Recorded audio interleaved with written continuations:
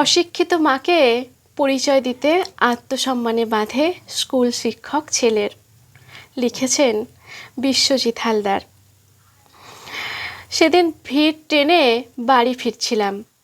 কয়েকটা স্টেশন পরে একজন বৃদ্ধা মহিলা ট্রেনে উঠে আমার সামনে এসে দাঁড়ালেন। জায়গা ছেড়ে দিয়ে বললাম, আপনি বসুন। তিনি বললেন, না বাবা, তুমি বসো। কয়েকবার অনুরোধ করার পর তিনি বসলেন।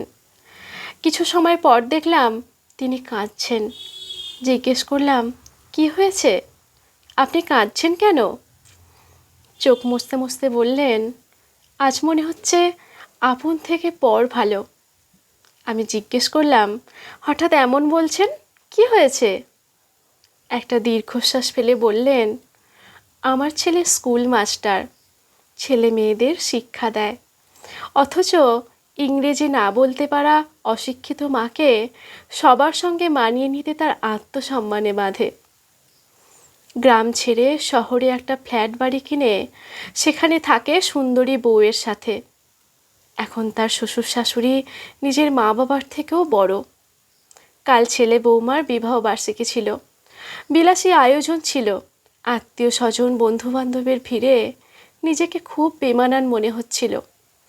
জানো বাবা, আত্মীয়দের সঙ্গে আমাকে পরিচয় করিয়ে দিতে নাকি ওর আত্মসম্মানে বাঁধছিল। আমি তো ওদের মতো আধুনিক সাজতে পারি না, ইংরেজিতে কথা বলতে পারি না, তাই বলে নিজের ছেলের কাছে আমার কোনো অধিকার থাকবে না?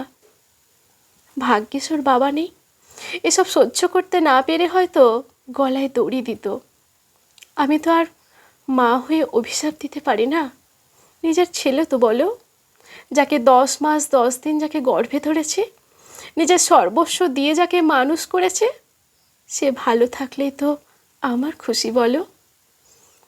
কিছু সময়ের জন্য ইমোশনাল হয়ে গেছিলাম।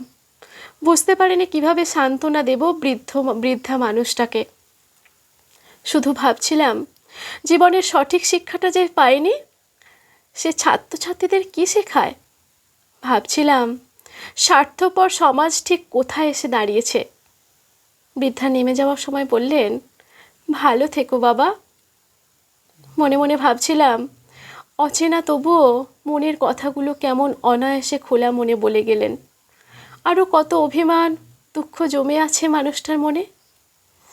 বৃদ্ধ বয়সে একটু আশ্রয় ছাড়া সত্যিই কি বিশেষ কিছু চাই আমাদের মা বাবার? আমাদের ভবিষ্যৎ গড়ার জন্য নিজেদের নিঃস্বার্থভাবে উৎসর্গ করে নিজেদের সুখ শান্তি অপচয় করেছেন। তাদের বৃদ্ধ বয়সে সম্বল হওয়াটা কি আমাদের দায়িত্ব নয়? জীবনের প্রতিষ্ঠিত হওয়ার পর আপনার রাজশাহী জীবনযাপনে সেই মানুষগুলোকে সত্যি কি একটু ভাগ দেওয়া যায় না? সত্যি কি তাদের অধিকার নেই সেই সুখ যাপনের? জীবনে প্রতিষ্ঠিত হয়ে লাভ কি যদি একটা ভালো মানুষই না হতে পারো, তাই না? লেখাটি ভালো লাগলে অবশ্যই লাইক কমেন্ট শেয়ার করে সকলের কাছে পৌঁছে দেবেন। ভালো থাকবেন সকলে। এতক্ষণ শোনার জন্য অসংখ্য ধন্যবাদ।